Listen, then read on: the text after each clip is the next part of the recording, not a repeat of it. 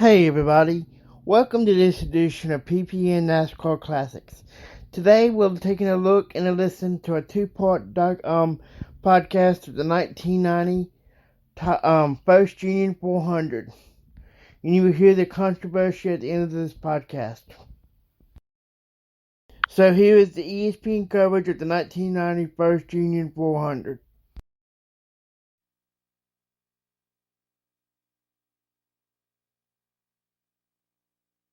Outside of the second row will be Dale Earnhardt, the current Winston Cup points leader in the GM Goodwrench Chevrolet, car number 3.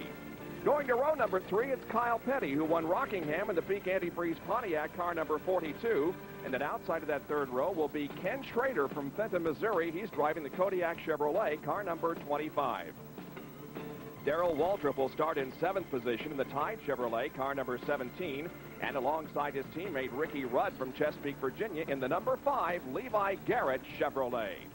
Going to the 5th row now, it's Ernie Irvin from Modesto, California, in the number 4 Kodak Film Oldsmobile, and outside will be Alan Kowicki from Greenfield, Wisconsin, in the number 7 Xerox Antifreeze Ford.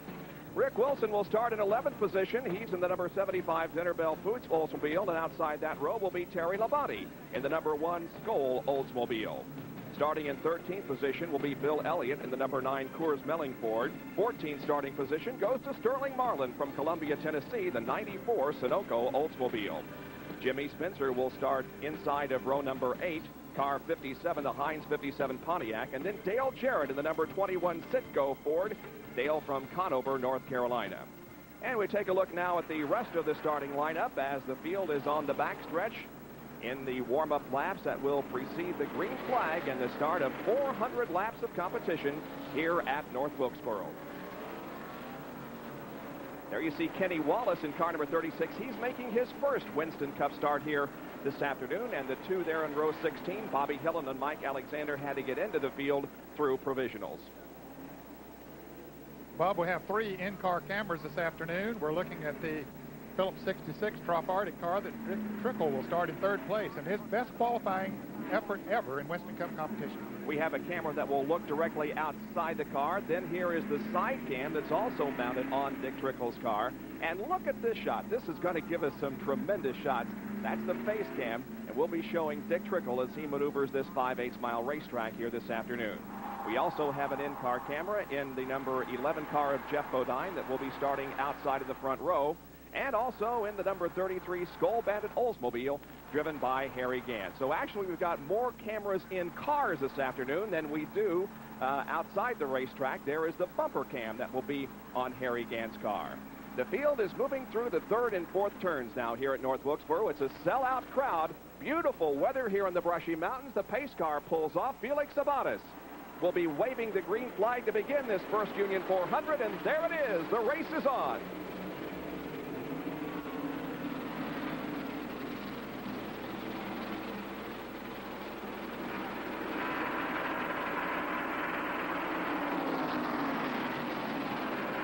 Jeff Bodine wasted no time getting on the inside.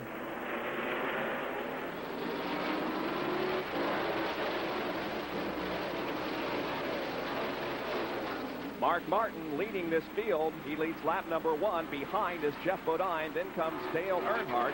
Ken Schrader in a battle for 4th position between Schrader and the 66 car on the inside. There it is from the side cam. Look how close they are. Dick Trickle and Ken Schrader in 25. Let's see if that paint's going to last another corner. The Schrader moves up not too close to Dick Trickle. They're probably 4 or 5 inches apart. This is the best battle on the racetrack for 4th position. Trickle now gets a half car length advantage on Ken Schrader. He works the inside of the track.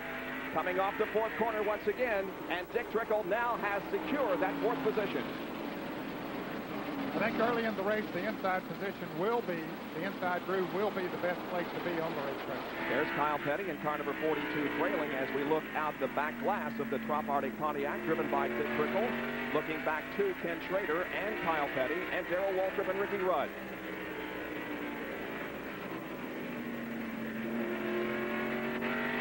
The number 27 car of Rusty Wallace started way back in 22nd position. You can see there he is, positioned behind Brett Bodine in the Quaker State Buick car number 26. So Rusty Wallace, the defending Winston Cup champion, is trying to work his way through the field, and he is already up to 15th, so he has picked up several positions here just in the first few laps. Bob, he looks like the car is running awfully well. He's, as Jimmy Spencer passes him on the outside, but he was trying to get by Brett Bodine in the 26 car, which opened the door for Spencer, and now he's got problems on the outside. The Dinner Bell car of Rick Wilson trying to go by on the outside. Side-by-side racing here for 15th position. Rick Wilson, number 75, and Rusty Wallace in 27. And now we see a battle between the 42 car of Kyle Petty and the 25 car of Ken Schrader, and this is for 5th position.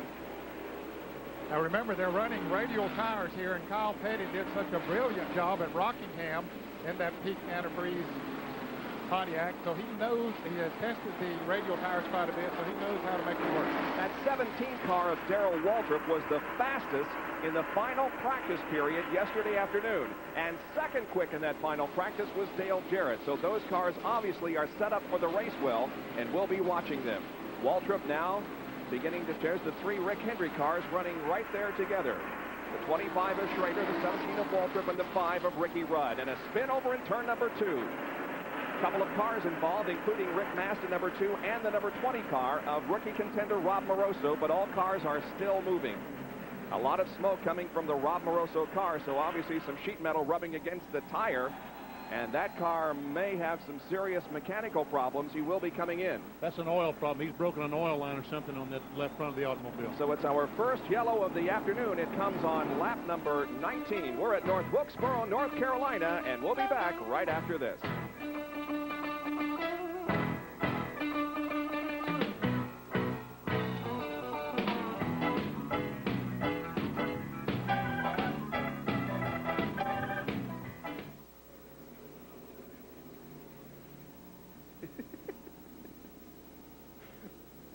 Clicker. I knew it was going to get us in trouble.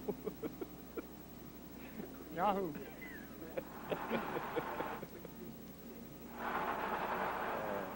Oh, baby, oh, baby.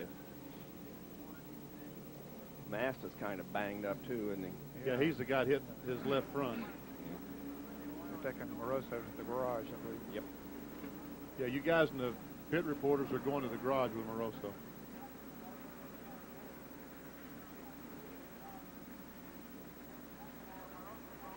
Tell John Kernan he's going the wrong way.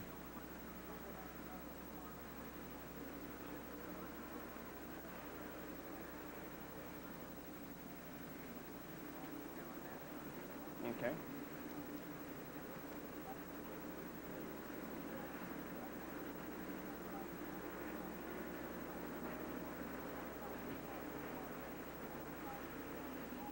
Satellite hello to Henry Joy III. 25th year of coaching the Sockers, a Little League baseball team in Johnson City, Tennessee. Hello to my new granddaughter, Carson. All right. And Kelly watching in this afternoon. AJ Laycock, TV Laycock, Cindy Laycock, all the Laycocks in Indianapolis. See, the oil driver put him in this time. Yeah. I know you can get a lot of this, but this is the best way to get it and not have more technical issues with the sound quality. So you hear a lot of background chatter, and I apologize for that. By the way, Neil, Mark Martin's radio is bleeding through on us. Yep. Mark Martin radio. Yep. Here's Robin Pemberton. Mm-hmm.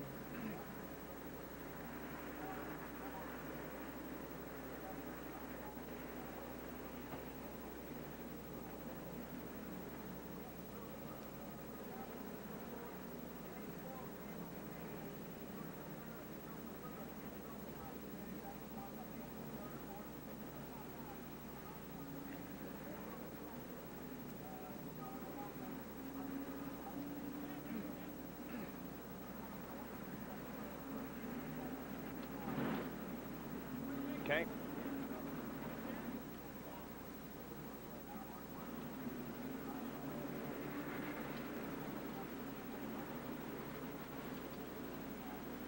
A couple of cars have suffered extensive damage in an incident on the 10th lap here at North Wilkesboro. That's the car of Rob Moroso. You can see them doing work on it. Also involved in the incident over in turn number 2 is Rick Mast.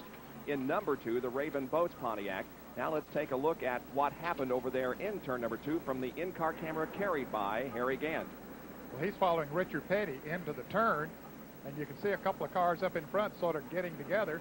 There's Rob Moroso. Richard Petty comes down on the inside and taps Moroso. Petty's car almost goes up over the front end of Rob Moroso's car, almost on the side. And Harry did a fine job diving to the inside to avoid that. Let's look at it in real time now. Now they're entering turn number 1. Moroso goes out a little bit, and Richard Petty hits him just a little bit to get him sideways, and you see the result. And there is Rob Moroso, and Jerry Punch is right there. He's still sitting in the car, as you see, Bob. And Rob, how bad's the car hurt? Well, I think we just maybe bent some front suspension, and the oil cooler has the bottom of it, so it's going to take us a couple laps to get it back together. Well, they're working on the car. Now, the oil cooler is the reason you're seeing so much speedy draw on the racetrack. The crew now working under the front of the car. That oil cooler carries 14 quarts of oil, and it's empty. It has been ruptured. The line has been torn. They'll try to replace that while they're cleaning up the track and try to get him back in action. Rob? Yeah, there is an extensive amount of oil dried down in turn number 2, and there is Richard Petty's car also involved in that incident. Back with more at North Wilkesboro after this.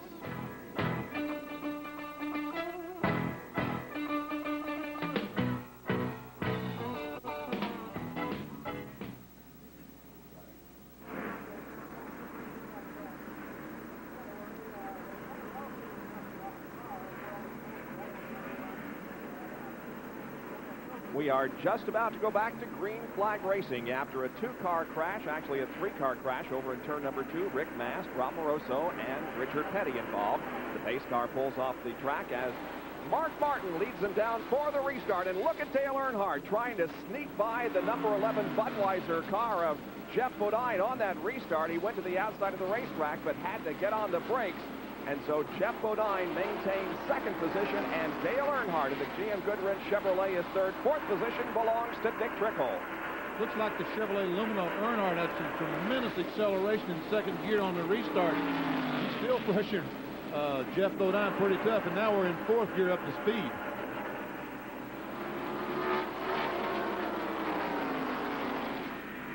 Watching from Dick Trickle's car.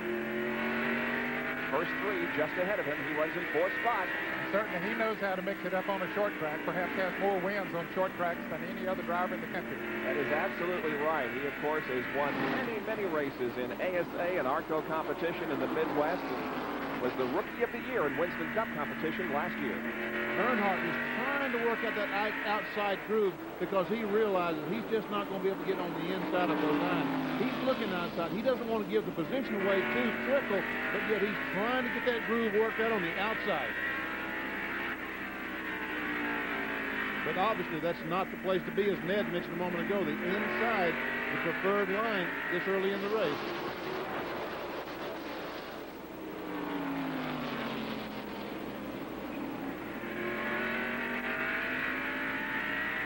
Good nose-to-tail racing. First 4 cars right together on the racetrack. Tell you what, Dick Trickle is doing a heck of a job in Cale's car. He looks inside Earnhardt, trying to get inside going down in turn 1. Meanwhile, he has his hands full with the number 42 car of Kyle Petty, as now becomes a 5-car battle for the race. Mark Martin has lengthened his lead just a little bit over second place Jeff Bodine. This side cam now on Dick Trickle's car. Earnhardt really wants to go up on that outside, but he just can't quite muster enough either nerve or speed. I don't know which it is. I think it's a combination of both, man. How close they come to the wall. They dive now into turn number 3. Trickle once again looking to the inside of Dale Earnhardt off the 4th corner. Jeff Bodine, that's how he sees the battle behind him. Earnhardt, Trickle, Kyle Petty. You know, they call Dale Earnhardt the Intimidator, and it's no wonder why. Look at that shot. That big black Chevrolet right on your rear bumper. I would imagine Dick Trickle's done quite a bit of intimidating over the years, too, on the short track guys around the country.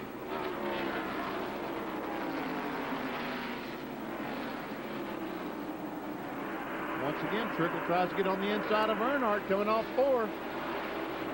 Not quite able to make it. pretty much single file racing in the back of the pack. That's why we're staying with this battle involving the first 5 cars. Everybody getting sorted out and kind of taking it easy here in the opening laps. But Dick Trickle is really putting the pressure on Dale Earnhardt. And Earnhardt, on the other hand, is pressuring Jeff Bodine. Now Trickle tries again to the inside going into turn number 1. He nearly pulled side by side, but couldn't. It couldn't, Bob, and if there's one place on the racetrack that a second group might work better, it's between turns 1 and 2. Once again, Trickle. Now look, he has position this time. Going down in turn 1, side by side with Dale Earnhardt. Earnhardt hanging on, though, to third position for the moment. Yeah, he was positioned better to come off of the turn to accelerate quicker than Trickle was coming off of the turn, so he got the jump up the backstretch. Trickle might have him this time. Pulling fully alongside, in fact, with a bumper ahead of the start-finish line. And Dick Trickle now with a half car length advantage going into turn 1. But Earnhardt just will not give up that third position. They're still side by side as they go down the backstretch and head to turn 3. Trickle again with a half car length advantage. Great racing here for third position in the early stages of the first Union 400 at North Wilkesboro. Oh, Earnhardt just won't let him go. And Trickle is giving Earnhardt plenty of racing room up there. He could have gone on in that turn and brushed him a little bit and sent him high, but he didn't.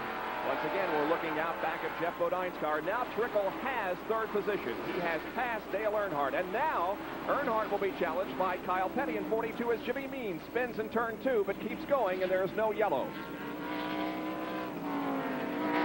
Jimmy Means in the Alka-Seltzer Pontiac, number 52, is now lapped by Mark Martin, who is the leader of this race after a spin in turn number 2.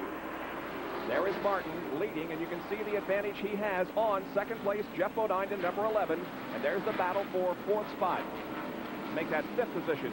You know, Earnhardt, I tell you, he's going high on the racetrack. His car just not handling as well as his car normally does at this racetrack. Does it look like that to you? No, it doesn't. Benny normally is able to take that Goodwrench Chevrolet just about anywhere he wants to, but not today so far.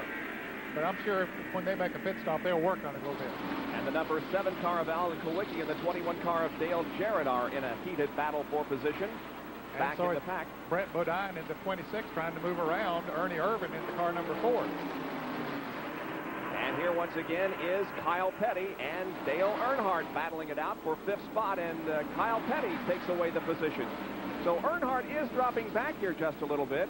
I don't think it's necessarily anything wrong with the car, but he has lost a couple of positions in the last 5 laps.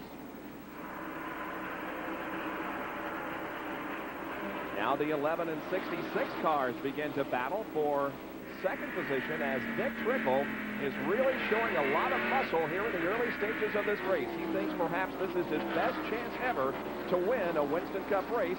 He started in 3rd position. That's where he's running right now behind the number 11 car, second place, Jeff Bodine.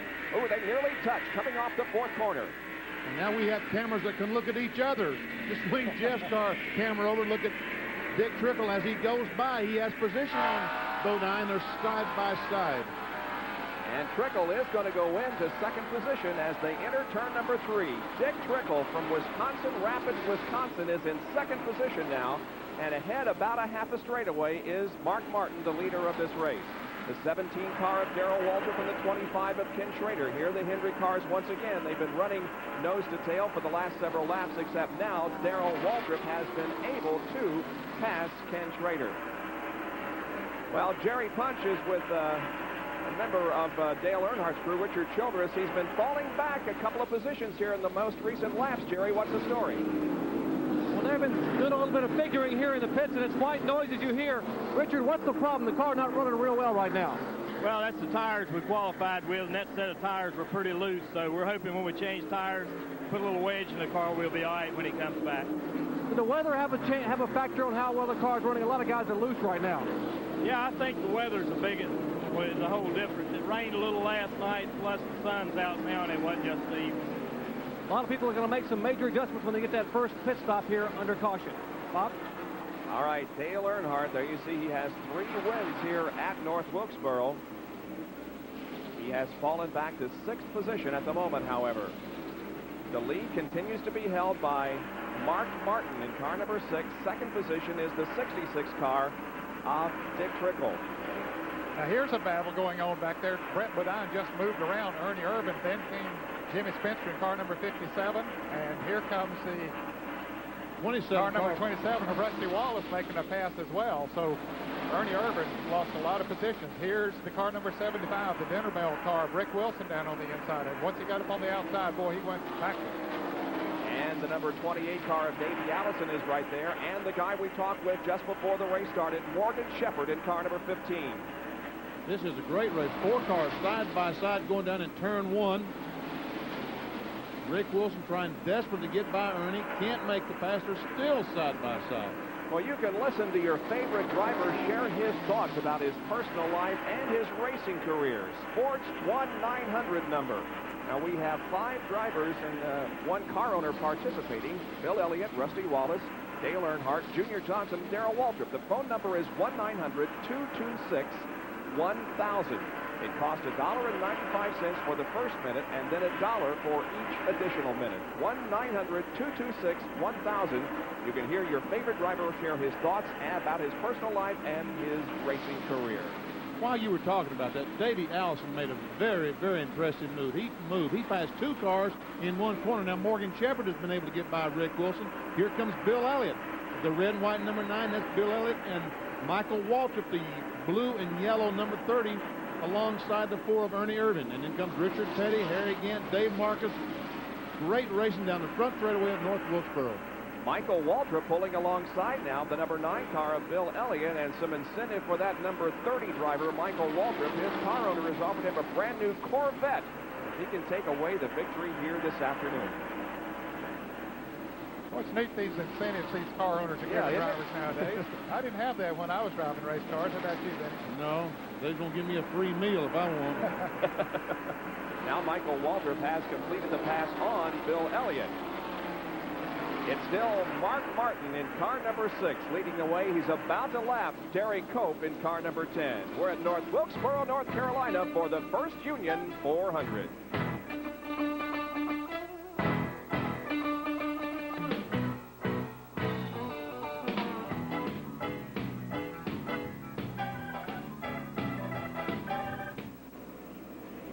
Ron, turn down the programming in my headset even more.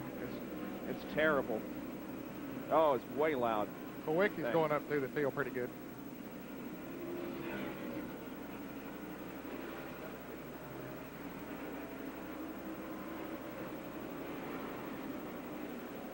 Welcome back to North Wilkesboro, North Carolina, and the First Union 400 Winston Cup race. Mark Martin from Batesville, Arkansas, in the Folgers Ford car number 6 is leading the race at the moment. In second position, there he is, number 66, Dick Trickle. Here comes the battle for third position. That is the number 42 of Kyle Petty, and also the number 11 car of Jeff Bodine, as they slug it out for that third position.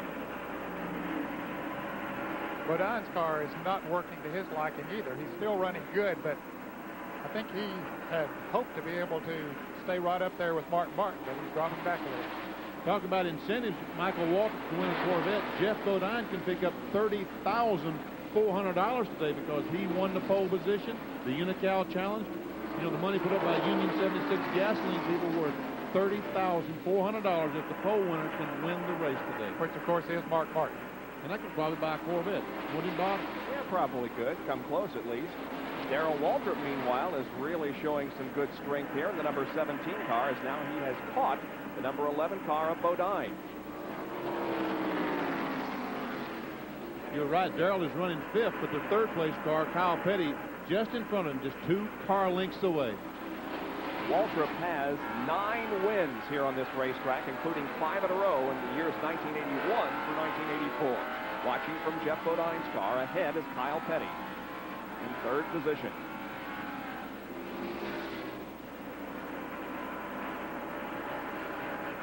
Darrell looks on the inside of Bodine. Can't quite make the pass going off turn 4. Now here comes Waltrip looking to the inside. They get very close to each other as they exit corner number 2.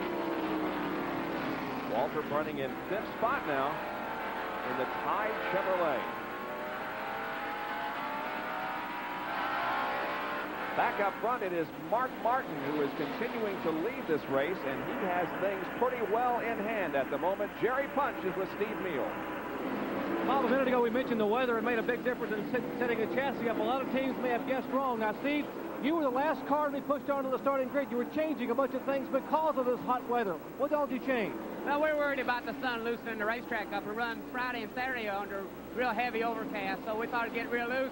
We've rolled the dice, and I guess we're pretty good so far, but we've had the luxury of starting up front and had to race anybody. So maybe when we get a caution, the other guys adjust on their cars, they might come up and beat us, but right now we're just going to enjoy what we got. They changed sway bar, spring, spoiler, and the rear end gear before the race today, and apparently they guessed right in every instant.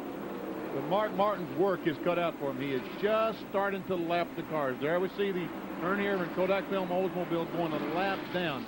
And right in front of Mark, look, we see the 5 or 6 cars in front of Mark. Now we're back to the third place car of Kyle Petty, fourth, Jeff Bodine in the red number 11, and Darrell Waltrip, the orange and white number 17. Waltrip just having a terrific day, and now here's Alan Kowicki and Sterling Marlin battling side by side. Now, Alan Kowicki has been coming up through the field pretty good, Bob. He started in the 10th position, but he dropped back to about 12th on the start, but now he has moved back up, moved into the 7th position. So a good run for Alan Kowicki, one of those that we mentioned at the top of the show that has not had a very good season in 1990, trying to turn things around here at North Wilkesboro. Here are Ricky Rudd and Ken Schrader side by side, and now here comes the 15 of Morgan Shepherd. There's some more cars that have had some good runs. Morgan Shepherd started back past 20. Rusty Wallace and Davey Allison started in the back of the pack. They're making their way towards the front. 25 cars are currently running on the lead lap of the 32 that began the first Union 400 about 20 minutes ago. That was impressive what Morgan Shepherd did coming off the second corner. Just pulled up on the inside of Rick. And look, Rudd might have a problem because he is off the pace. Indeed, Rusty Wallace passes him and Ken Schrader. I don't know what happened there, but I believe it's just a matter of him not being able to get traction coming off the turns. Well, Davey Allison goes by. Davey Allison moving to the inside and passing Rudd in car number 5. Here comes Schrader in the 25, and Michael Waltrip joins the battle in number 30. Rudd's car just won't stay down on the low side of the racetrack, and especially coming off the turn, you can see it slip up high. He's just not getting traction. Uncle Waltrip making a pass on the outside of Kenny Schrader. That's the first time we've seen that done all day. Yep. Good run for Michael Waltrip, and now the leader is in heavy traffic as he sneaks up on the number 33 car of Harry Gant. There's the bumper cam on Gant's car. Gant is currently running in 22nd position, and Mark Martin is trying to put him a lap down. Now this traffic that he's running into now is going to be tougher to pass than some of those that he has caught earlier, even though he has the advantage of the passing flag when he gets to the start-finish line. The 75 car of Rick Wilson goes a lap down. The yellow car on the right. Let's go to Jerry Punch with an update on Ricky Rudd. Well, gentlemen, you guessed exactly correct, Ted. Jared, Rudd's problem is what a lot of drivers are fighting right now, including Dale Earnhardt and a few others. A very, very loose race car. The weather and the sun today has created a problem for him. I just spoke with crew chief Waddell Wilson. He said, hey, we get a pit stop, we'll be okay. But for right now, Rudd's going to bide his time and really tiptoe into the corners here and not spin the car out. But he can't afford to bide his time too long, Jerry, because Mark Martin's coming up not too far behind him. He'll go a lap down in another 15 or so laps if he can't pick up the speed a little bit.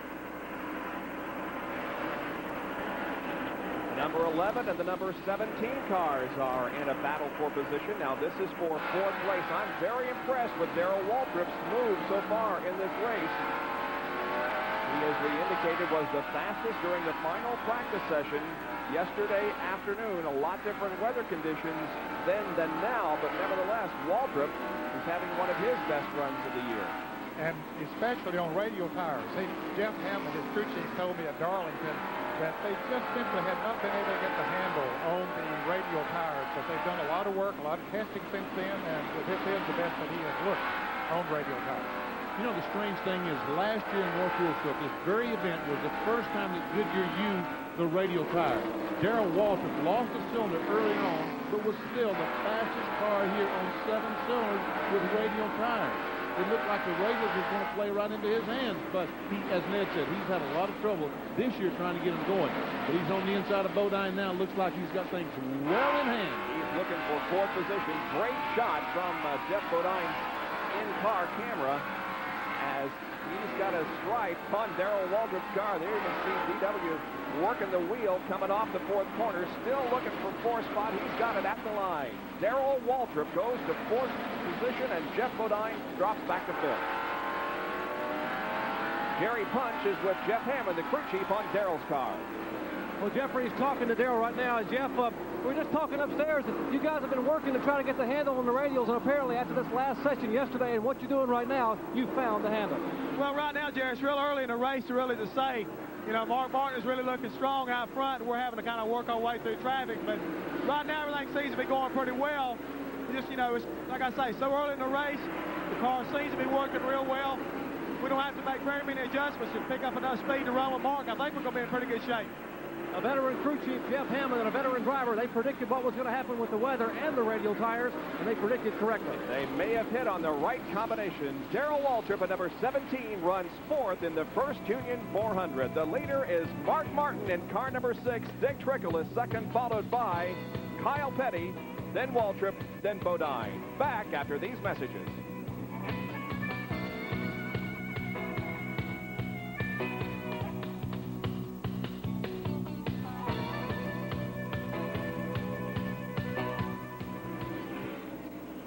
Oh, baby, we are rocking and rolling.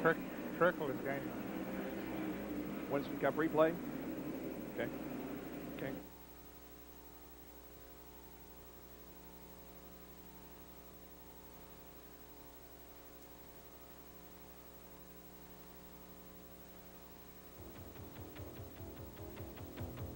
Winston Cup replays are brought to you by Purolator, the world's largest filter company.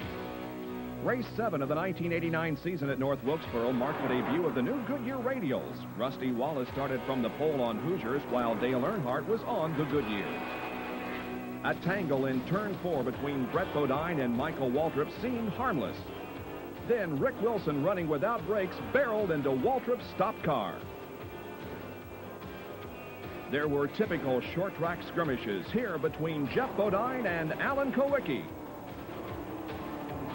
Then Dale Earnhardt and Ricky Rudd swapped some paint. Phil Elliott tapped Rookie of the Year hopeful Dick Trickle into a slide. Earnhardt rolled on the radios for his first win of '89 and jumped from 4th to 1st in Winston Cup points. And that's where Dale Earnhardt is currently in the Winston Cup points. First, however, on the racetrack right now, he is running 6th. Morgan Shepherd, second in Winston Cup points, is 11th. Mark Martin is the leader of this race. He's 3rd in Winston Cup points. Kyle Petty is running 3rd, and Jeff Bodine is running in 5th position, and he's 5th in the Winston Cup points. There is Mark Martin. He has just put a lap on Dale Jarrett in car number 21, and now there are 16 cars on the lead lap. And the next car that Mark Martin's going to be looking at is the 57 car of Jimmy Spencer, the Heinz 57 Pontiac. But he's about a straightaway ahead of Mark. Maybe he can save that lap. The first car that we've seen come into the pits was Rick Wilson. He just made a pit stop for a change of right side tires on the Denver. Oh, Brett Bodine nearly spins it as he's tapped by Morgan Shepherd in car number 15. That's Derek Cope in the number 10 car running a slower pace to the inside of the track. Davey Allison right behind Morgan Shepherd. Let's go down to John Kernan, who's with Donnie Wingo at Morgan Shepherd's car. Thank you very much. Thank you very much, Bob. Donnie Wingo, the car has got to be running great. You moved up about 10 positions already early on in the race. I guess you hit the setup, made the right guess on this track. Yeah, we kind of got the car set up for a long run. We figured there wouldn't be too many cautions in the early going. Right now, we're just trying to keep Mark behind us and stay in the lead lap. How's Morgan's backfield? He's a lot better this morning. He seems to be okay. He says he's fine. Well, it looks like Morgan Shepherd is on the move again. Back to the guy. Well, I tell you, John, while you were doing that interview, Morgan almost lost it. He and Brett Bodine are just slugging it out there on the racetrack. Brett tapped him coming off the second corner, and boy, Morgan did all he could to save it from spinning, and another encounter between the two coming off the fourth corner. Yeah, they were going at it a little bit. When Morgan was behind Brett, they had a couple of taps, and I guess Brett said, well, I can play that game too. But now Morgan's far enough out in front of him, I don't think he has to worry about it. Let's replay that and show you some of this tight short track action. Here is Bodine on the inside. And he gives Morgan a little tap, gets him completely crossways. I'll tell you, Morgan Shepherd did a whale of a job of hanging on to that car and not spinning it out. I tell you what, if his back wasn't hurting, he had a heart attack right there because he just about spun that automobile. So now Michael Waltrip, at number 30, moves in on the inside to challenge Brett Bodine.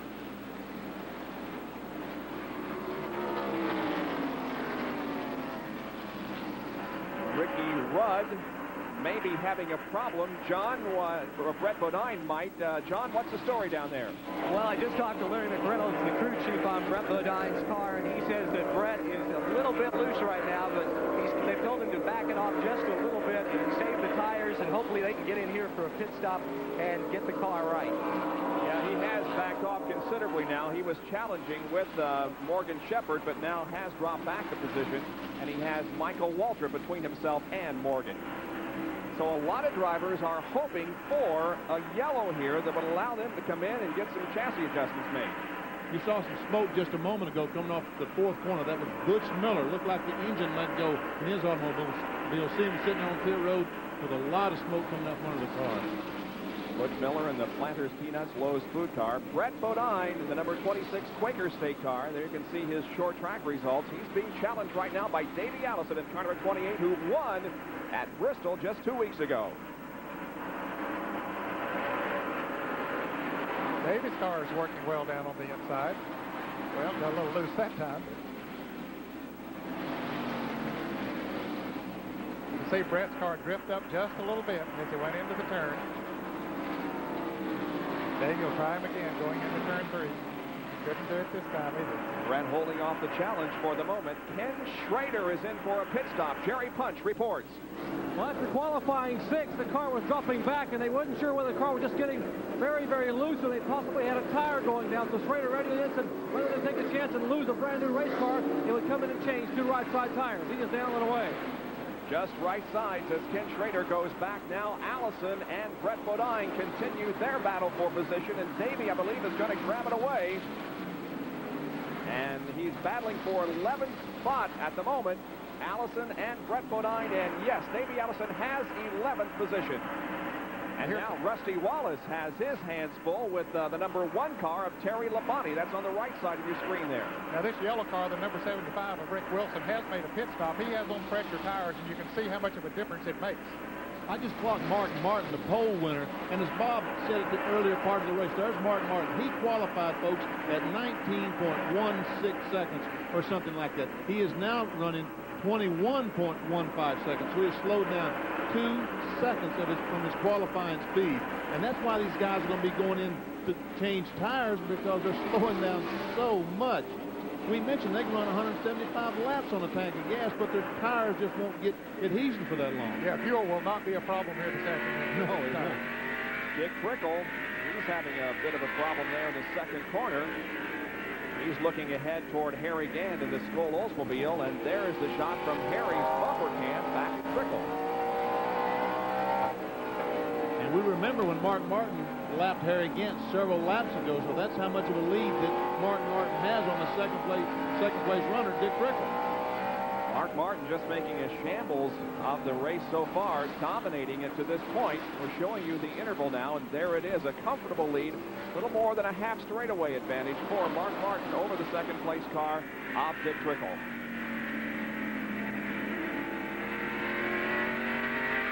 Meanwhile, Dale Earnhardt keeps drifting back. He's up on the high side.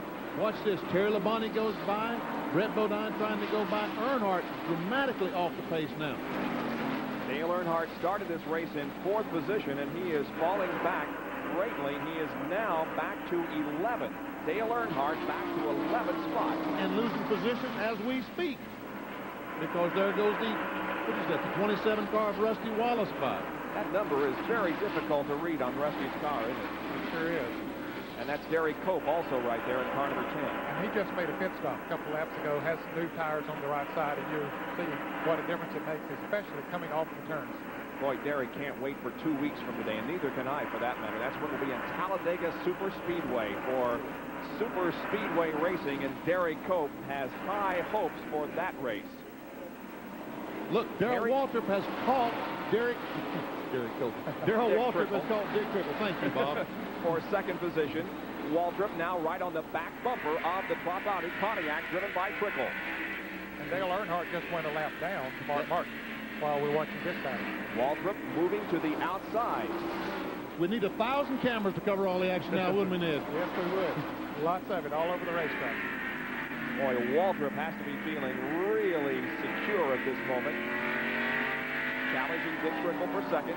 Down the backstretch. He'll look to the inside at the end of the backstretch, but fall in right behind Trickle now. And when you say right behind, you're right. He is right behind Dick Trickle. And there's trouble up in turn 4. Dale Jarrett spinning in the fourth corner, number 21. And the caution is out. The caution is out. The much-needed caution flag is out. This is what the drivers have been waiting on. Dale looped it down in the fourth corner, didn't hit anything, kept going, but it does bring out our second caution flag of the day. And Dale Earnhardt was just lapped 1 lap ago. And the next car to be lapped was Rusty Wallace. He saved being a lap down, but Dale Earnhardt a lap down. Business is going to pick up now, folks. Ooh, watch pit road. It's going to be a zoo. We're already a fourth of the way through this race. 100 laps have been completed. 13 cars are on the lead lap, and as Benny said, 13th position at the moment belonging to Rusty Wallace, and the pace car has picked up the field, and that means that pit road is open. And watch the flurry of activity as here they come. This is the crew cam being held by the guy that holds the stop-and-go sign, the NASCAR official, at the end of pit road. This should give us some great shots as the cars move out of the pit area. You can see how busy it's becoming. Jerry Punch is in Mark Martin's pit. They are scampering around the Folgers Ford here. It'll be a 4-tire change. A lot of people were really excited about seeing this yellow flag come out, and they are making an adjustment on the chassis in the Mark Martin car. Let's check in with John Kernan. John? Well, down here, Brett Bodine's crew is going busy to work on the right side. They've got the tires on, tightening up the lug nuts now coming around to the left side. Tires coming up, and they're going for a 4-tire change. Michael Waltrip also a 4-tire change, and Morgan Shepherd in the pit behind a 4-tire change. Morgan Shepherd beats Waltrip and Brett Bodine out. Brett, just a little bit of trouble. He was boxed in just a little bit by Michael Waltrip. That kept him from getting out fast. And now down to Jerry Punch in Labonte's pit. Harry Labonte is running to get his car out. There was a lot of cars that got boxed in here on pit road, and it cost some people some valuable time. Alan Kowicki was one of them, but everyone has been in and out with a 4-tire change, so it should be a totally different picture when they go back to green, Bob. Oh, I tell you what, pit road is really cramped down there. A lot of short tracks, you'll see pits on the front stretch and the back stretch. Here at North Wilkesboro, all 32 of them are here on the front stretch, and they go all the way from the middle of turn 33 to the middle of turn number 1. Let's go back down to the pits. Richard Petty, you're talking about how crowded pit lane is here, Bob. Richard came in, he was boxed in, coming down the pit lane. He could not get into his pit. He had to leave through all the busyness going on down the pit road, come around, make another lap, and now Richard has come in and finally taken on 4 tires, and he's away. He has some body damage there on the right front corner of that car, sustained in the earlier yellow flag that we had. We're under yellow for the second time this afternoon because of a spin down between turns 3 and 4 involving Dale Jarrett. Back in a moment.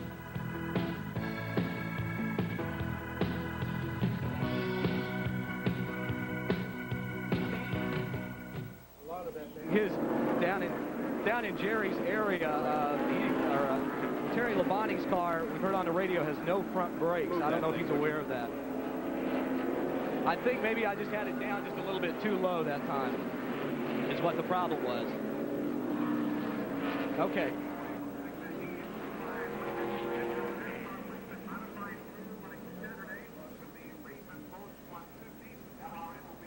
Dun dun dun dun dun dun. Okay.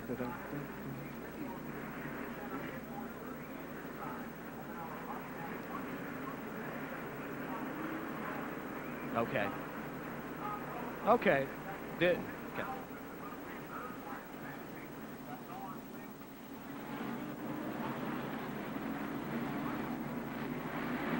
getting set to go back to green after our second caution of the day from North Wilkesboro Speedway. The green flag is out on lap 105. We're back to racing, and Dale Earnhardt in car number 3 is trying to get his lap back. He went down a lap just before that caution period, and now he is indeed on the same lap, and a battle for the lead develops as Darrell Waltrip at number 17 passes Mark Martin for the lead. Wow, he made that look easy. Both those. Mark Martin's car just not getting up to speed like he did earlier on in the race. Darrell Waltrip, the most popular driver in NASCAR Winston Cup competition last year, and from the crowd here in the main grandstand, you can believe it, they were up on their feet cheering for Waltrip as he shot by Martin to take the lead. And Dick Trickle, the 66 car, the red car back there, hung up on the outside trying to get by Ricky Rudd, who was a lap down, and Mike Alexander in the Ray-Vested Buick also a lap down. And Dick Trickle had a problem trying to get by these cars. Tough up there on the outside. It is tough plowing up there. Darrell Waltrip now is in the lead of the first Union 400. We're watching from Dick Trickle's Phillips 66 in-car camera. The action just ahead involving Ricky Rudd in the Levi Garrett car and Mike Alexander. They are side by side. Now, neither of those cars are on the lead lap. Here comes Trickle trying to move to the inside of Mike Alexander, unable to do so. Trickle dove in that corner trying to get in that hole that Ricky Rudd had opened and just couldn't get there quite in time.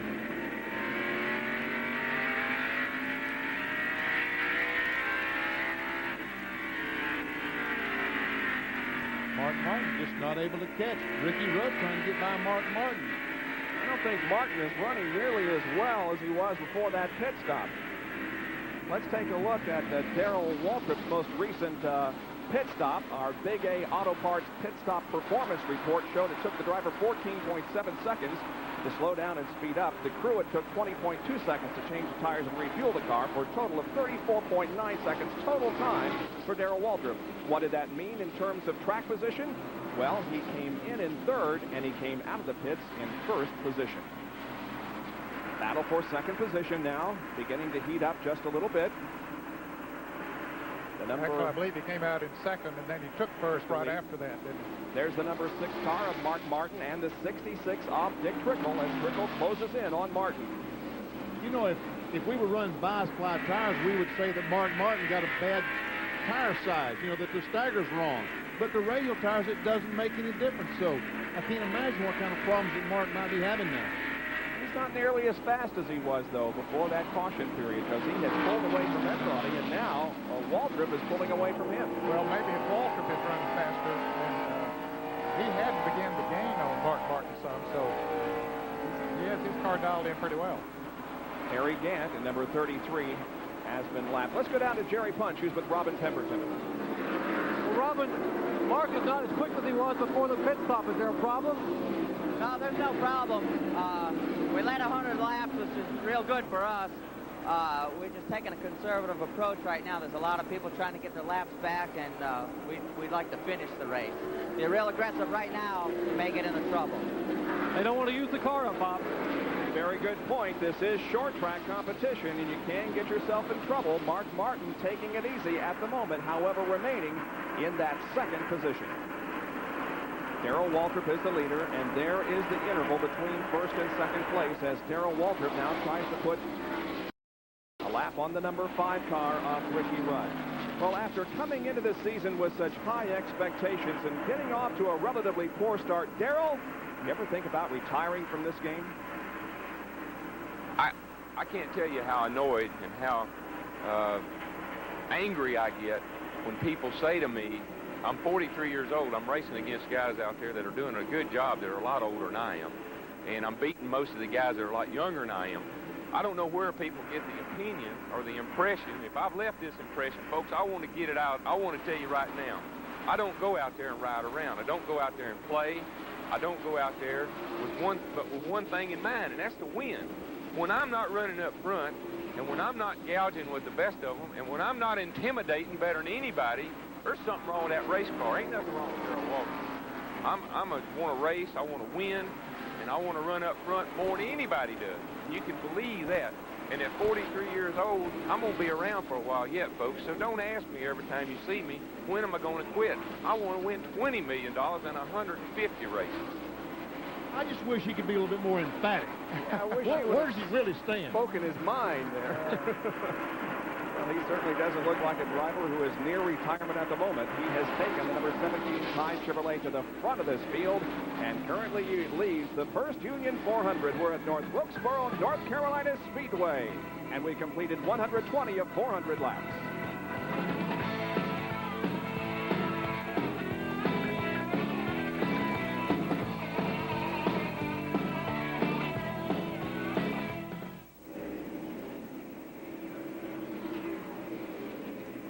Okay.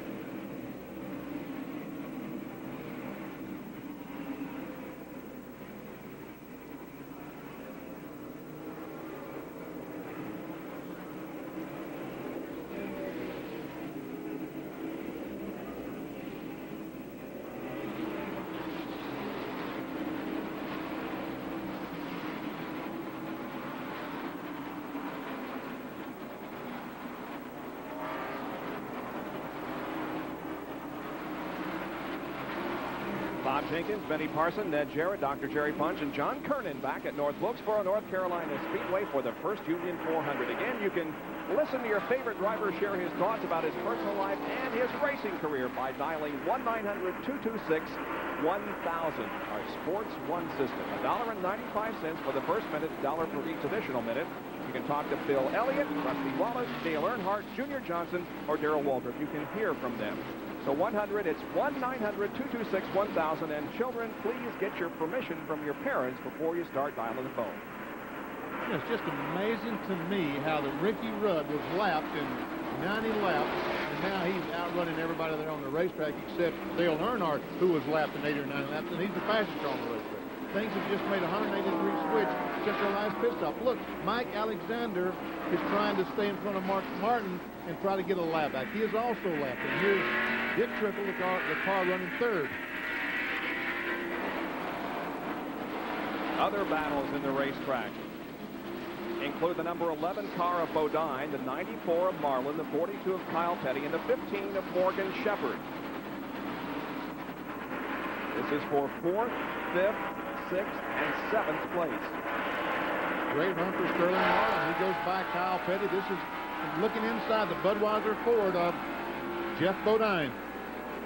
Let's go to John Kernan, who's with Steve Lloyd from, we have a spin here on the main stretch. It's Ken Schrader, and I thought he was going to save it. He did a complete spin around, but at the last moment came in contact with the inside wall here on the front stretch. However, Schrader keeps going. It wasn't hard contact by any means, but it does bring out another caution period, our third of the day. And it's a break for Ricky Rudd and Dale Earnhardt. However, they had passed Darrell Waltrip and well out in front of him, but it puts them right back in the thick of things. It sure does. Both Earnhardt and Ricky Rudd, who had gone laps down, now are back on the lead lap. So caution number 3 comes on lap number 127. It's still Darrell Waltrip leading Mark Martin and Dick Trickle here at North Wilkesboro. We'll be back with more right after this.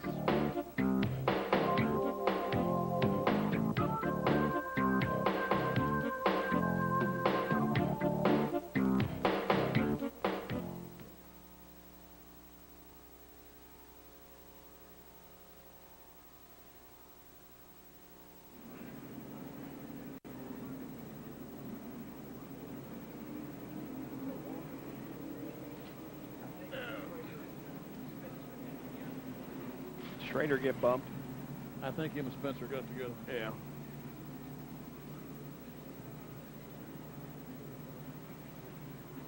Okay. All right.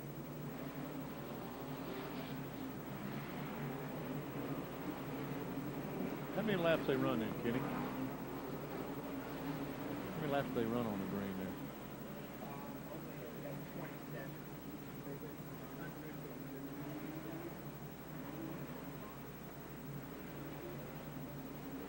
Surprised DW didn't pit. Yeah. Those things slowing down 2 seconds a lap.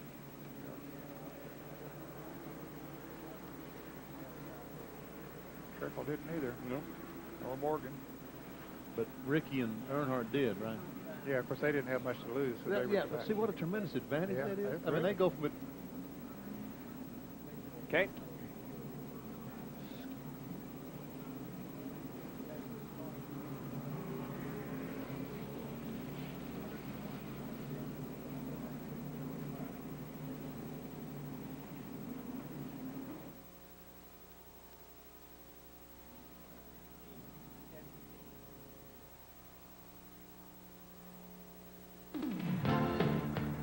Welcome back to the Brushy Mountains in the northwestern portion of North Carolina, North Wilkesboro Speedway.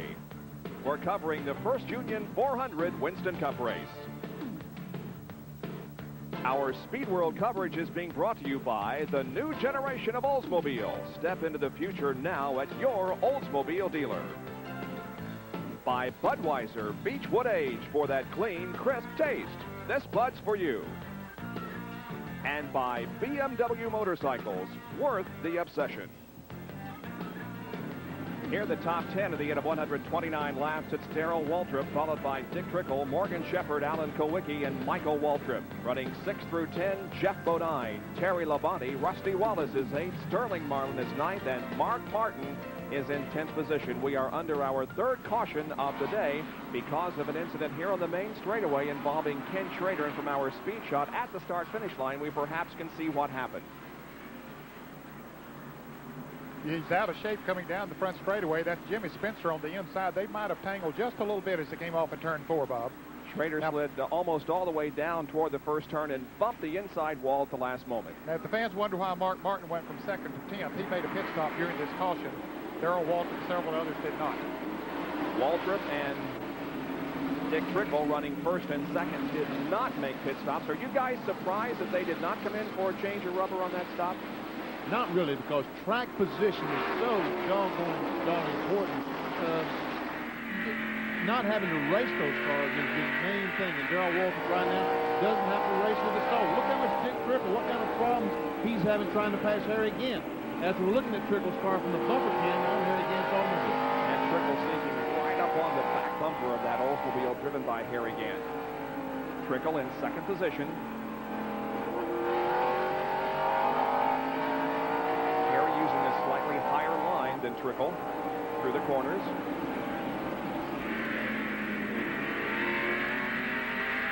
Let's go to Jerry Punt. Jerry, what was the situation regarding Ken Schrader? Well, the reason the Schrader spun, Bob, was because of an incident in the pits that happened early in the race. We talked about how crowded it was down here and getting boxed in. He came into contact with the Alan Kowicki car with pitted just in front of him, and it knocked his front end out of line. The car is towed in. He cannot turn the car in the corners. The car is bobbing and weaving even on the straightaway. Down in turn 2.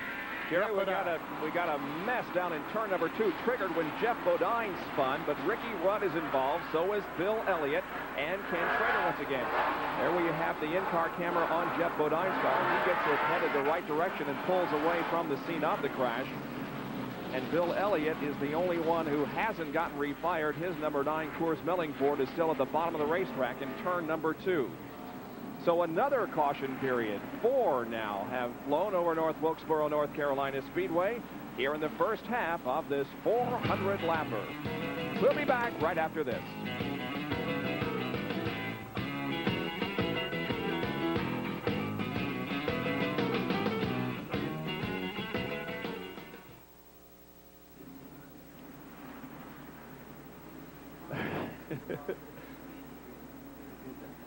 Yeah, he's See,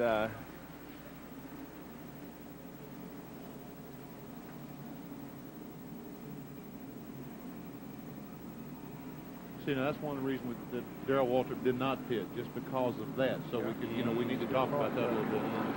Can you know, the reason I'm just being told that the reason Bodine has a problem is that very similar to what happened to Schrader. As Bodine was exiting the pits a little bit ago, he hit a tire that was rolled loose from a car that's pitting around him and bent the toe in on the car, so he's having trouble driving it too, and apparently went in the corner and spun it.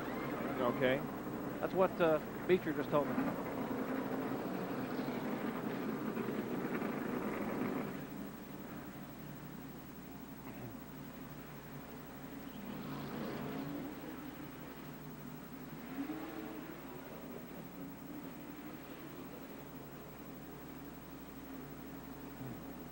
Okay.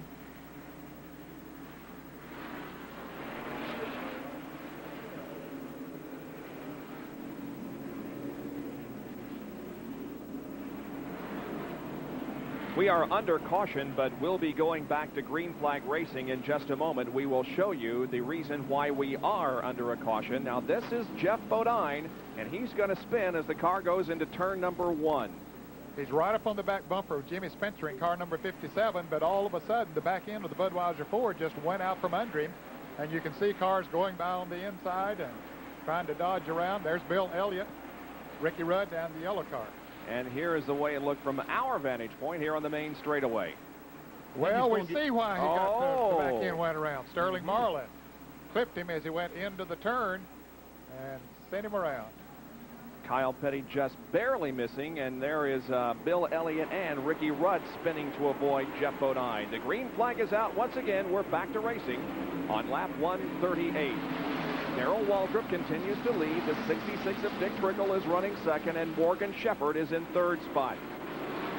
Harry Gandon, number 33, is a lap down. He's positioned between first and second. And here is our in-camera, in-car camera once again carried by Trickle, and the bumper cam on Gant's machine.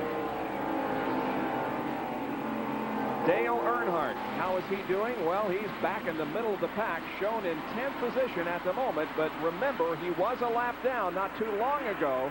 He is now, however, back on the lead lap, and not too far ahead of Dale Earnhardt is the guy that sat on the pole and led the opening laps of this race, Mark Martin in car number 6. He's right behind Sterling Marlin, and look at this traffic.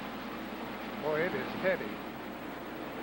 Martin just can't go anywhere out there. He's boxed in. He and Dale Jarrett nowhere to just go. a little bit coming off the second corner. A little bit of contact between Jarrett and Mark Martin.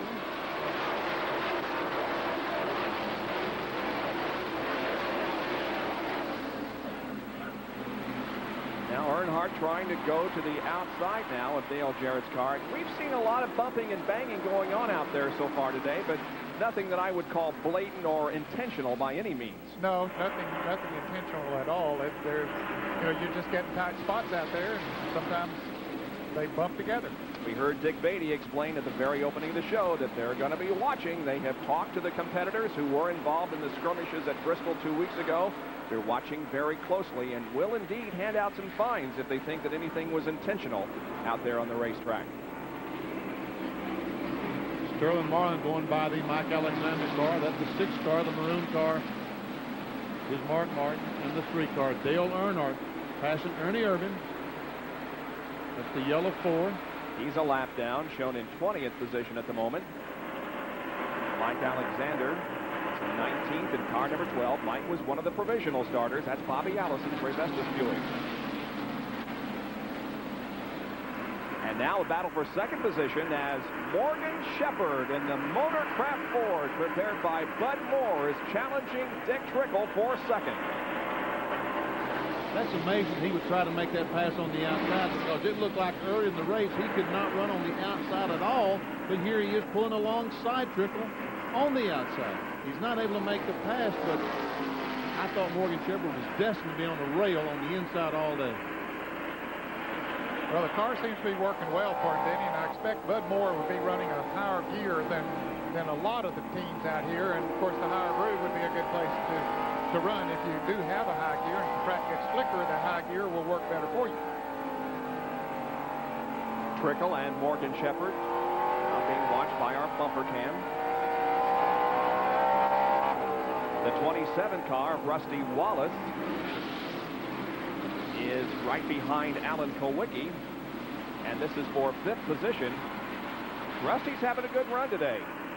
Yes, he started very far back in the field in 22nd position, but he is having a good run. There is Dale Earnhardt.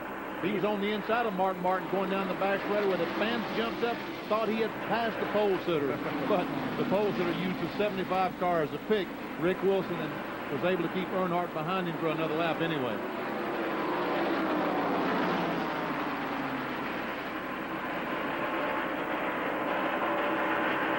Now there's Jeff Bodine in number 11 and the 5 car of Ricky Rudd. Now, they both made pit stops after those spins. They are still in the lead lap, so making their way back up through the pack. Jeff Bodine trying to go by his younger brother. That's brothers, folks. The green 26, the red 11. The 11 car is the older brother, the green car the younger. This is 11th, 12th, and 13th position here. Jeff has just gone in to 11, and now the battle for 12th is won by Ricky Rudd. And Brett falls back to 13th. Rudd's another car that had trouble earlier on, but doing awfully well now. You can see a lot of battle scars already, and Jerry Punch has a report on the number 11 car. gentleman, Tim Brewer, the crew chief, just told me a minute ago, they're pretty pleased with the way the car is running now, given the fact that they had a problem in the pit. There's trouble down in turn 2. Jerry, just as you start giving reports, it seems we have problems on the racetrack. This one involves Sterling Marlin and Jimmy Spencer, and a lot of damaged sheet metal out there from this incident over in turn number 2. There you see Jimmy Spencer in the number 57 car beginning to pull away. There's a lot of damage to that car, and Sterling Marlin's machine is parked against the outside wall just off the second corner. Now, we figured out those guys, when they want caution flags there, it was a long time ago. We were talking about needing caution flags. All we got to do is go to Jerry for a report down there. That seems like here it is again. The 57 car spins, and I tell you what, Earnhardt just gets by. The 6 car Mark Martin just gets by. But Sterling Marlin went down on the inside, caught the grass, turned the car. He went in the wall hard with the left side. Bobby Hillen did some agricultural racing, taking his number 8 car through the grass on the inside of the racetrack. And there is Jimmy Spencer's car, number 57. And a lot of pit stops being made. Jerry punches in Darrell Waltrip's pit. But Darrell did not come in, Jerry. Well, Darrell's crew is here waiting on him. A lot of people were expecting Darrell to come in, as were Mark Martin and some of the guys. But some of the other cars that have made a pit stop, Labonte is in, as is the Dick Trickle car. They came in for a 4-tire change. So apparently the car number 1, the car number 15 is in. That is, of course, is Morgan Shepherd in the Motorcraft Ford. Left side tire going on that car. Alan Kawicki likewise getting a tire change. Here again, coming down pit road. Let's look at John Turner. Well, Jimmy Spencer is hit shuttling with the front end and the right front quarter panel. They're tearing the sheet metal away, and also tearing the sheet metal away from the front of the radiator. And their work, they've got some work cut out for them as they try to get that right front quarter panel off. Now they're going to get him out and bring him back around likely, because here comes the pace car. Boy, that thing is a mess. And you see the shock absorber dangling from the right side of the car there. And they put part of the sheet metal in the right door, yeah. It looks like. They haul it around there a lap or two, Jimmy, so we get caught up. So we're under caution once again, this one because of an accident over in turn number 2 between Jimmy Spencer and number 57 and Sterling Marlin, whose car is parked against the outside wall. We'll be back.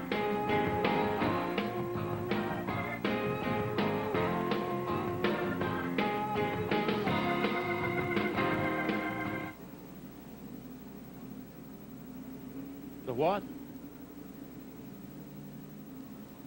Yeah, well, it forms sheet metal, yeah. They're going to be using some of that next week, yeah. Yeah. I think that, where did he get the nose of that car? Did he get the 94s he went by and turned him like that? Is that where all that damage came from on that car? I don't know. Well, the 94 hit him, I think. See, Spencer spun first.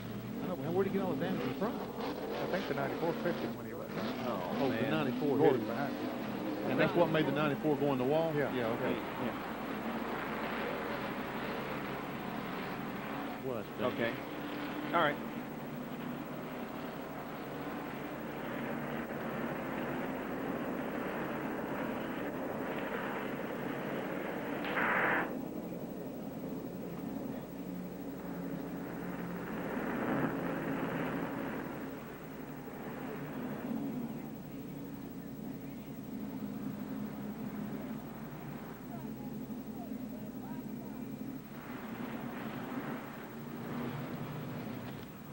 Still under caution at North Wilkesboro. They're trying to rip away the sheet metal on the Jimmy Spencer car. He was involved in a crash over in turn number 2 that also involves Sterling Marlin. And they have gotten that front part pulled away, but last time they were in, watch this, they were trying to rip that piece away, and Jimmy says, I gotta go, and so the guy just let go of it, and he dragged it all the way around the track. Well, there's going to be a lot of fabricating done in this shop over the next week to form new pieces. Here is an ESPN Track Fact.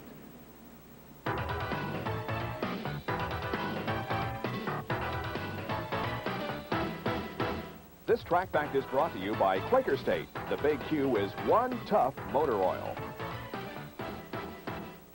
This rather simplistic looking piece of equipment is called an English wheel. Now what you see John Dotson, the fabricator for the Rusty Wallace team, doing is bending a piece of what was straight metal to make a fender well boil. That's the well of metal that comes out over the tires on the race car. In the old days, you had to do it with a hammer and a dolly. Body men would be hammering and hammering all day long and using Bondo to make it nice and smooth. Well, this English wheel developed, of course, in England for the use in the Rolls-Royce cars. The very smooth contour of the Rolls-Royce bodies, all handmade. Now it's being applied to Winston Cup racing. John, what have you got here? What a beautiful contour for the fender.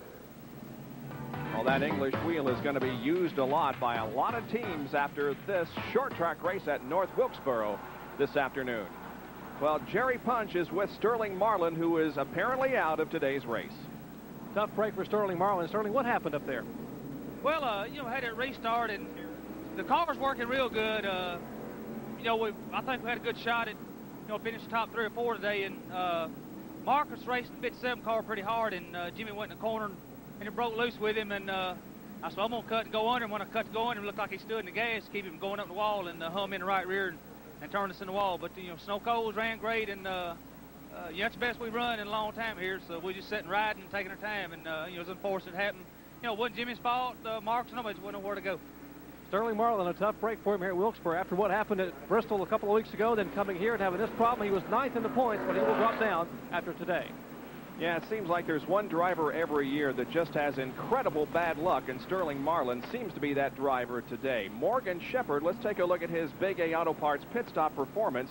Took him 16.7 seconds to slow down and speed up. The crew 28.6 seconds for a total time of 45.3, and that was much slower than we have seen several of the crews turn in here so far today, and we see a result of that. He went into the pits on lap 153 in 3rd position, and he came out 10 spots behind that in 13th. So Morgan Shepherd has got some work cut out for him here as we are awaiting the restart of this first Union 400. They're cleaning up the track from Sterling Marlin's car over in turn number 2.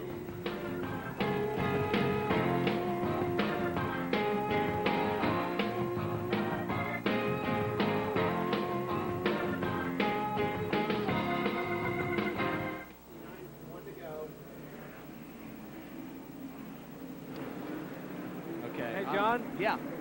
I knew you were went after Sterling, and I just came on back out here on pit road. I turned around, and Sterling walked up behind me and tapped me on the shoulder. That's why I did the interview. I knew you were back here to get him. Yeah, well, that's no problem. I was on the way down there. I mean, if he came by you, hey, Neil, might as well. We need to say that NASCAR held the 57 car for a lap because that was very dangerous indeed. So NASCAR did hold him for a lap because of that.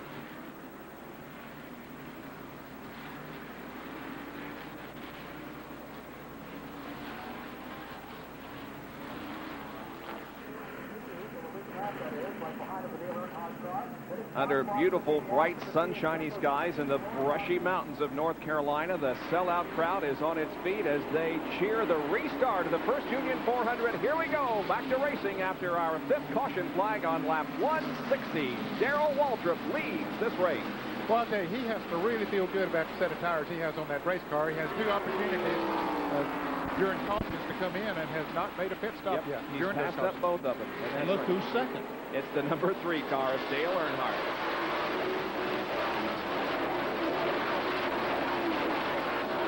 Earlier in the race, Dale Earnhardt was a lap down.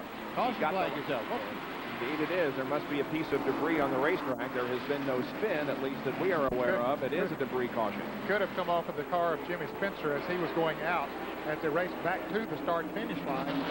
But Darrell Walker beats everybody back. The debris...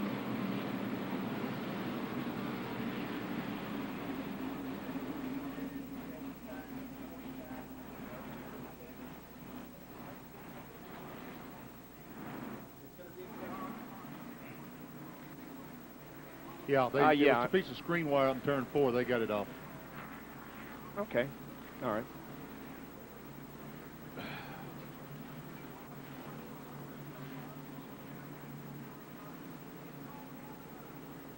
Well, I was going to get that in about it could have come off of Jimmy Spencer's car, and the fact that he's held a lap, I thought it'd be a good opportunity. But 1 to go.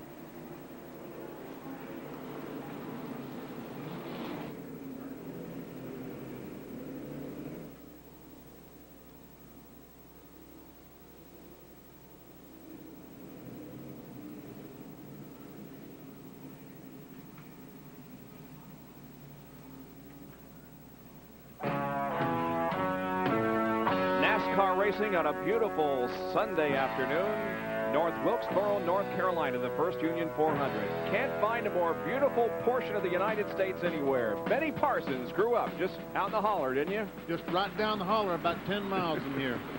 We're about to go back to green here at North Wilkesboro. After our sixth caution period of the day, Dale Earnhardt is going to be in second position behind Darrell Waltrip, who's the leader of the race. Earnhardt was a lap down not too long ago. He's gotten a lap back and now finds himself in second spot at lap 164. We go back to green. In Earnhardt's tires, he has about 25 less laps than Darrell Waltrip, the leader of the race. That's Waltrip, the orange and white 17. The 3 car, the black car, is Dale Earnhardt.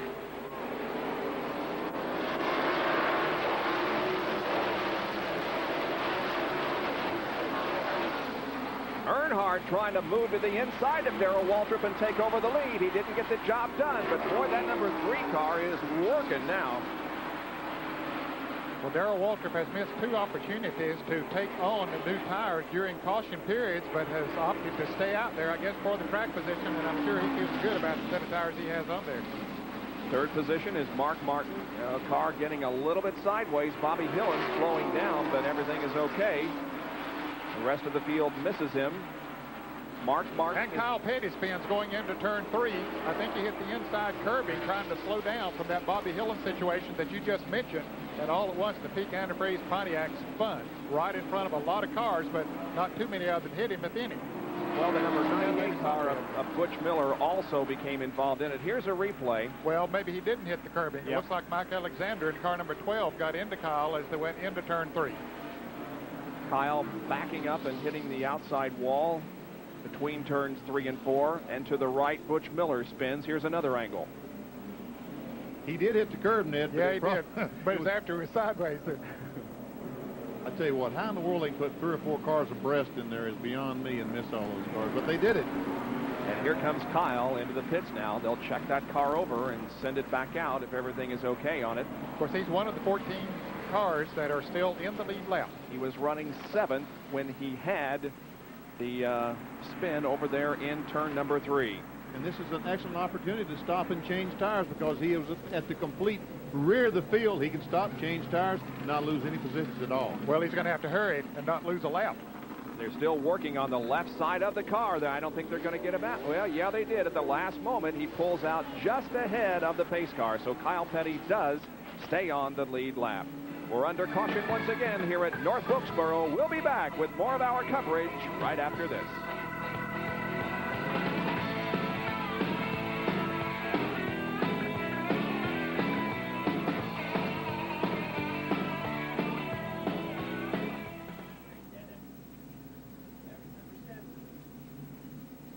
Oh, I think he's only got one lug nut on left side. Yeah, I think you're right. Yeah, that's right. They just did what they had to do to get him back out there. I was right, one. One on the left rear, and I think 1.5 on the left front.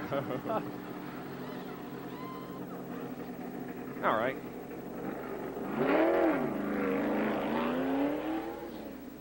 Okay, Goldberg, don't forget the hat of the week sometime. Hey, I promised that lady. Yeah.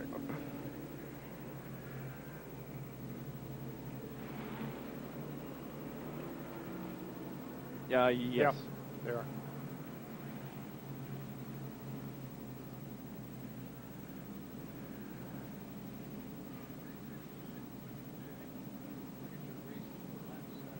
Okay.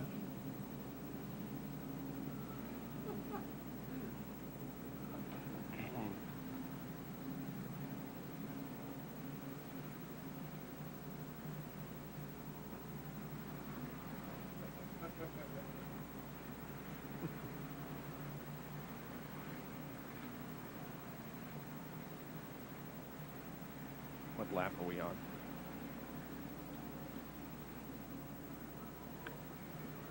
Jack got that clicker going. Yeah, he does. Okay.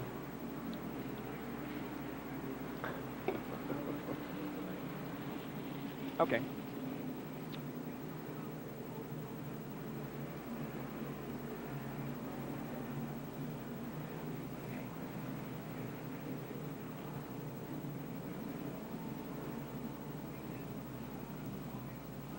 All right. Still get that shot in there.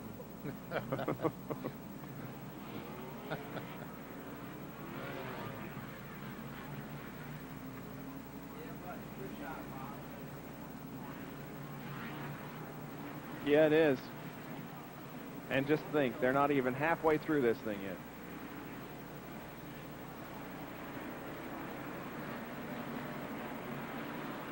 With 172 of 400 laps completed, Darrell Waltrip leads the First Union 400, followed by Dale Earnhardt, Mark Martin, Davey Allison, and Jeff Bodine.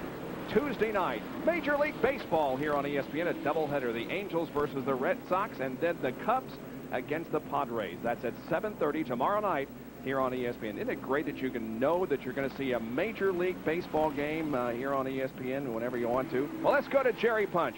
Now, Jerry, we've talked about the fact that Darrell Waltrip has passed up some opportunities to pit. What's the reason for that?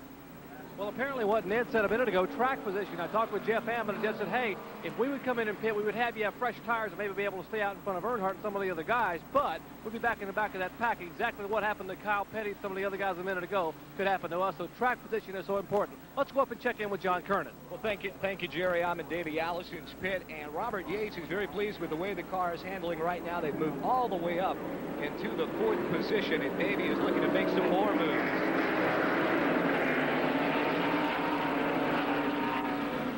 Green flag comes out, back to racing. Waltrip and Earnhardt renew their battle for the lead. Dale looking to the inside of Darrell at the end of the backstretch, but Waltrip holds him off. I can't believe that. Darrell Waltrip moved up out of the groove. He gives Earnhardt the chance to go by. Ooh, but he shuts him off. Or did he? I don't think he did. Earnhardt alongside Darrell. Earnhardt may have him at the end of the backstretch. Let's see. Nope. Waltrip holds on to the lead. Meanwhile, here comes Mark Martin and Davey Allison. They're 3rd and 4th. Look at that. Darrell Waltrip on the outside was able to hold the position. Ned, did he find the groove or just got lucky up there? Well, I don't know. He moved back down to the inside that time around, but I don't know. He might have just got lucky up there. Davey Allison begins to work on Mark Martin now. Allison going to the inside of Mark in turn number 4, trying to take off 3rd position. Looked like the Bristol teams there. This is for 3rd and 4th. They were 1st and 2nd in Bristol, but Davey Allison does take the position. Allison moves to 3rd spot. He's got that car running well here on a short track for the 2nd time in a row. Winner at Bristol 2 weeks ago. Now 3rd here at North Wilkesboro. The number 11 car, driven by Jeff Bodine, is in 5th position. And we're riding with Jeff right now. Right behind him is Ricky Rudd. They're the cars out of the race. Rob Moroso and Sterling Marlin, both because of incidents on the racetrack.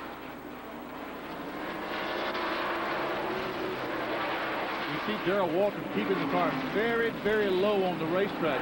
That's why I said a moment ago, it surprised me so much that Earnhardt was able to get alongside of it. But once again, Dale tries. You see Darrell's keeping that car right on the bottom of the racetrack. Going to make Dale Earnhardt go by on the outside if he's going to pass. And Harry Gant goes very high up in turn 4. Almost lost it. Boy, he got way up in the marbles, as they say, as Dale Earnhardt now tries to move on the outside. Dale also going high off the 2nd corner. He's going to try Waltrip now and see if he can't move into the lead again. Can Darrell hold him off to the inside? They're side by side as they come off the 4th corner. Let's see who leads as they cross the stripe. Ooh, they were right together. Earnhardt now begins to move around Darrell Waltrip, but Waltrip isn't real happy about relinquishing the lead. Finally, he does, and Dale Earnhardt is the new leader. Earnhardt's got more problems, primarily Davey Allison. All they can see is a red star in his rearview mirror.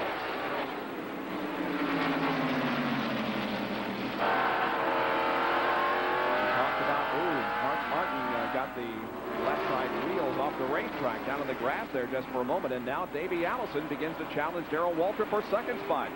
Allison moving to Hamilton 4. They touch coming off the 4th corner. Little bit of paint trading going on. Mark Martin. Davey could have done some damage to Darrell Waltrip that time, but he decided to back off the gas and let Darrell get things straightened out. Now, Davey has position. He's going to try on the inside again, I think. Great 3-car battle here for 2nd spot. Darrell Waltrip, Davey Allison, and Mark Martin. And right behind them is Ricky Rudd trying to get by Jeff Bodine.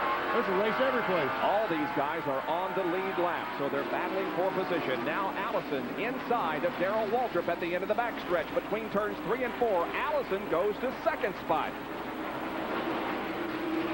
And there, Darrell Waltrip's got trouble with Mark Martin, who's on his rear bumper. I think those tires that he has on that car are beginning to show up now. He's had them on there for a long, long time, and I believe it's beginning to smell.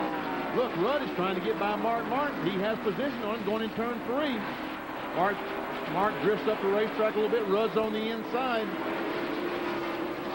Mark holds him off for the moment. Ford against Chevy there. On Jeff Bodine's in-car camera. And here's trouble on the front stretch. It's Bobby Hillin and Jimmy Means that have come together. Steam pouring out of the Bobby Hillin car to the inside of the track, and the caution flag waves. I'll bet you Darrell Waltrip pits this time. Yeah, I'll bet he will too. His crew is already out on pit road ready to bring him in. As you see, the Snickers Buick of Bobby Hillin against the wall. A lot of damage to that car. Bobby comes out here today. There's some water coming from the under the car, so I'm sure they're ready. There's the water coming out of the car. I'm sure the radiator's broken. Bobby was running one lap down in the 18th position. He'll be climbing out of that car as the wrecker comes to aid the Snickers Pontiac, or Buick, I should say. So our 8th caution flag of the afternoon here at North Wilkesboro, and we're awaiting now the pit stops, and here they come. There's the leader, Dale Earnhardt, moving in for a stop, and a much-needed one by Darrell Waltrip. Jerry punches in Waltrip's pit. Well, Jeff Hammond and the crew will go to work on Waltrip's car. I was just about to talk to Jeff Hammond, and Waltrip was being passed by Earnhardt and being worked over by Davey Allison. They definitely needed to come in and get some tires. The car was really getting loose. Let's go ahead and check into Davey Allison pits with John Kernan. Well, the Robert Yates crew is going for a 4-tire change. They've already got the right sides on. They're putting on the left sides. He's got 2 cans of fuel, and he's out of the pits. Good, quick pit stop. Oh, my goodness, there's a tire going down the end of pit road. It is bounding onto the racetrack high in the air. It's going to hit the outer wall. No, it isn't either. It's going to bound to the inside now.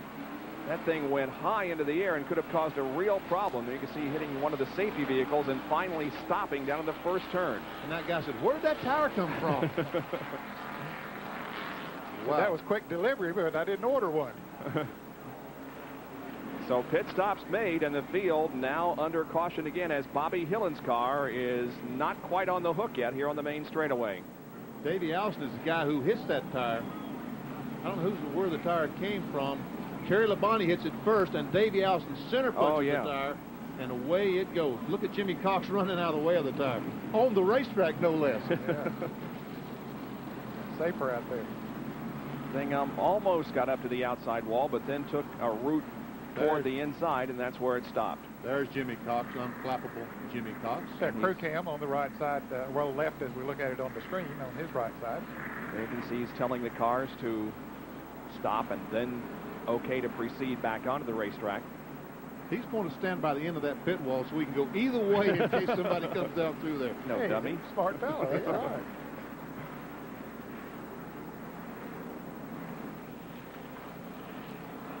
Bobby Hillin's car there to the inside of the racetrack. On the hook now. They'll be moving it away in just a few moments.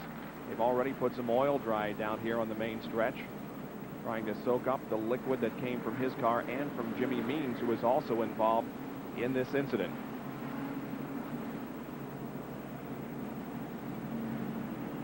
There you can see Hillin's car beginning to move away now. You know, I was wondering if we might have that shot of the tire going down through there from the crew cam. Jimmy Cox, the official we saw a moment ago, is wearing the crew cam, and I was wondering if we'd be able to see it. Now, here's the shot. Jimmy says go to the cars. Here's the cars coming down through there. Labonte goes by, and here comes the tire. Look at that. Oh, wow. He goes in the middle of the racetrack to dodge the tire. Don't blame him. Everything is okay, though. He's fine, and Tim Brewer saying, what happened, Jimmy? How come you run in the middle of the racetrack? There's a live shot from the crew cam as Brewer comes over. Well, let's go to John Curtin, who's with Robert Yates. Well, Robert, Davey ran into a tire go down pit road. Any damage to the car? No, really not any damage to it, but, you know, it's a dangerous situation when they leave the tires out. You know, team way down, another car dropped, kicked it out in front, and then you know, I saw it go out right in front of him, and he didn't have a chance. You know, it was right between two cars running too fast. But, you know, they need to work on that deal with NASCAR, like the rear or tire carrier picking up that right rear tire. Now, he had moved up into second place. He's lost a few positions in the pits here getting out. Can he make those up? We hope so. The car's running good. There you have it from Robert Yates. Davey Allison's car running really well, and they're hoping to go to the front to make it 2 in a row. All right, the caution remains on the racetrack, so we'll take another break and be back with more of our coverage of the First Union 400 from North Wilkesboro.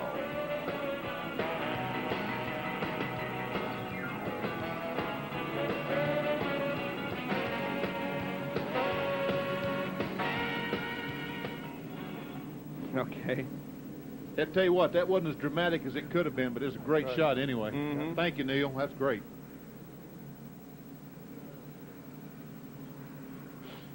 Do you want us to get political on this thing with the tires?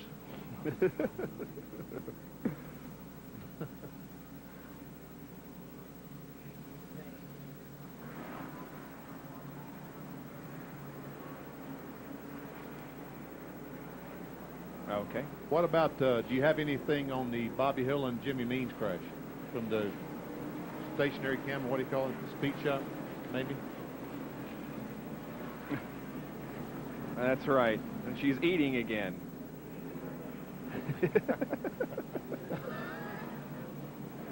Bray, get out of there.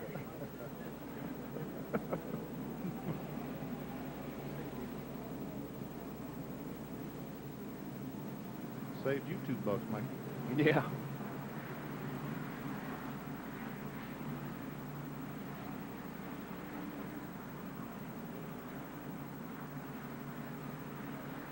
Yes. What happened with that tire? That was Darrell Waltrip's right rear tire, and when he took it off, they laid the tire down beside the right rear of the car. Normally, they had sent one of their guys to catch the right rear tire of the car in front of them that came off. That was Mark Martin's car, and that's normally what the other crews do all up and down pit road. Well, apparently, when they laid their tire down, when Labonte came out from behind Waltrip, he pushed the tire out into the middle of pit road, and then they got hit 3 or 4 times by different cars, and then it was history. So that's what happened. All right.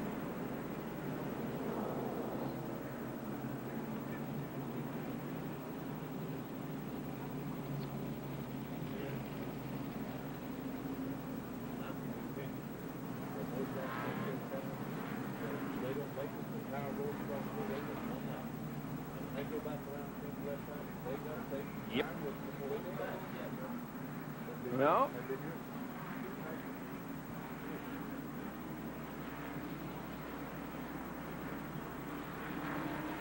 Yellow is still out at North Wilkesboro because of a crash here on the main straightaway involving Bobby Hillen and Jimmy Means. But we had a dramatic moment on pit road a while ago. As we get set to go back to green, we'll show you what happened. A tire got hit by Bobby Allison, bounding it high into the air and creating some real concern. Now, the yellow car passes it. Allison hits it and sends it high into the air, bounding, missing everybody. You can see Jimmy Cox there, the paddle man, telling the cars to stop and go off pit road, running out of the way. And it just so happens that he is carrying our crew cam, and this is how it looked for his perspective. There you see that the tire begins to bound, and he runs out onto the racetrack to get away from it. So they're playing kick the can with that tire there, almost the way it looked. And there he is. Still got the paddle in hand and working hard.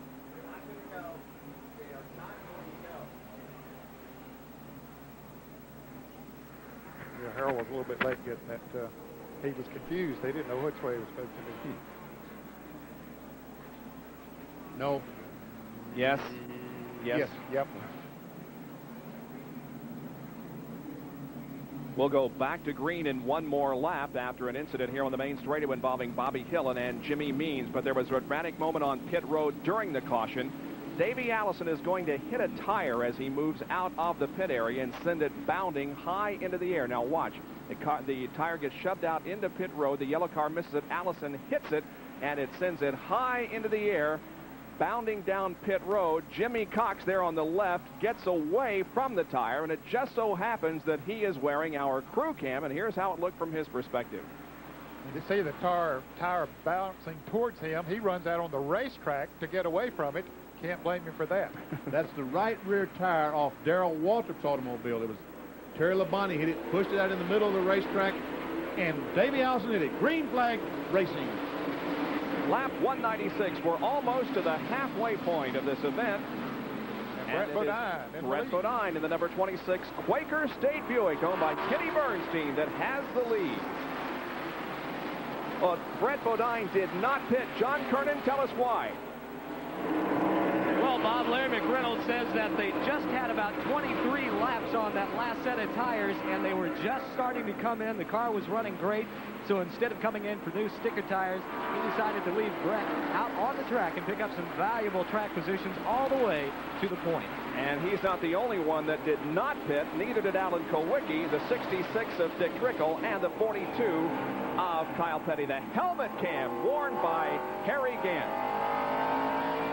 We first saw this in Darlington a couple of weeks ago. This isn't as dramatic as Darlington, but we can still see how the driver's head moves around inside the race car. Gant is running one lap down, trying desperately to catch Brett Bodine to get back in the lead lap. Then if the caution should come out, he'd be in good shape. Harry is in 15th position. That means that there are 14 cars on the lead lap.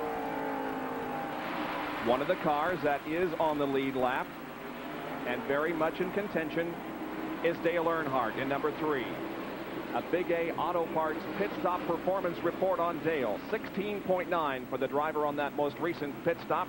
23.3 for the crew. A total of 40.2 seconds. A good 4-tire change. What did it do? Well, he came into the pits in 2nd position, and he came out in 5th. That was on lap 186. But several cars did not pit in front of him, so he didn't really lose that many positions in the pit. Well, we see Earnhardt trying to go by the 4-car of Ernie Irvin before that Oldsmobile. Ernie's a lap down. Hey y'all, tune in tomorrow as we will conclude this PPN NASCAR Classic of the 1990 First Union 400 at North Wilkesboro Speedway. Until then, have a good day y'all, and God bless.